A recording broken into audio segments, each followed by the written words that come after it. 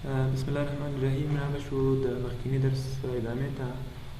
تاسو فوټ نوټ ولوستو، انډ نوټ ته به راشو. انډ نوټ چې ده د هر سیکشن ولري، د هر سیکشن په اخر کې راځي، او که سیکشن نه وي په اخري صفحې کې به تاسو معلومات ته راشي.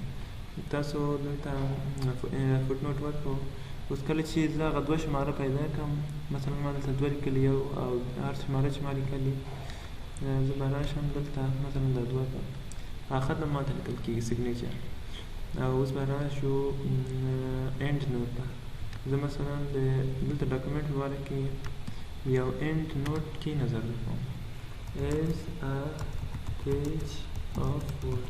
د ورډ پروګرام یو صفحې ته وایي.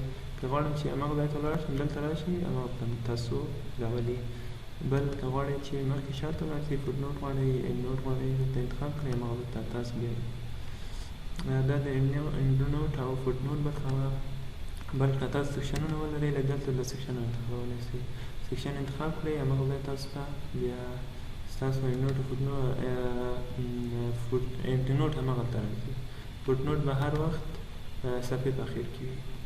بل مهم موضوع چې دا سایټیشن ده. کله چې تاسو یو کتاب لیکئ، یا یو موضوع لیکئ، یا مونوګراف لیکئ، د هغه په اخر کې تاسو منابع ته ضرورت لرئ چې منابع خپل خاص فارمت لري. اکثر خلک یې له ځانه لیکي چې هغه غلط ده. تاسو راشئ، مثلا یو کتاب مو د یو څه په باره کې لیکلی، دا د یو کتاب برخه ده. تاسو راشئ، دا انتخاب کړئ او دلته راشئ سایټیشن ته. اډ سایټیشن که پلیس هولډر انتخاب کړئ، دلته یو ځای انتخاب شي، مثلا دا ځای انتخاب پلیس هولډر به انتخاب شي، یو ځای دلته جوړېږي پلیس هولډر وان، یو ځای دلته تاسو وینئ چې انتخاب شو. بیا راشئ دلته تاسو ایډیټ سورس ته، بیا دلته معلومات ورکوي. دا معیاري نه ده، خو تاسو دلته راشئ. مثلا د دې خط په باره کې دا ما له کوم کتاب اخیستی، راځم دلته اډ نیو سورس. ټایپ اف سورس څه شی، دا معلومات مو له څه شي اخیستي. زه یو کتاب انتخابوم، په بله ویډیو کې بیا یو ویب سایټ انتخابوم. لیکوال یې څوک ده، سامې ده، نوم یې څه ده، جاوا پروګرامینګ، اییر یې څو ده، 2000. تاسو یې نور معلومات هم ورکوئ، مثال مومنت او سټنډرډ نمبر یې، دا برخې ټول معلومات یې تاسو ورکوئ. بیا دا اوکې کوئ. او زه مثلا راځم دا برخه ما له کوم ځای څخه اخیستې، راځم دلته اډ نیو سورس ته. دلته بیا راځم، غواړم چې دا ما له فلم څخه اخیستې. بیا فلم انتخاب کړئ، دلته به د فلم معلومات تاسو ته راځي. پروډکشن کمپنۍ څوک دی، ډایرکټر یې څوک ده، او دا څوک دی.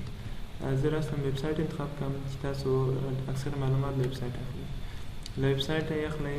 اتور یې څوک ده، مثلا جمشید یې اتور ده.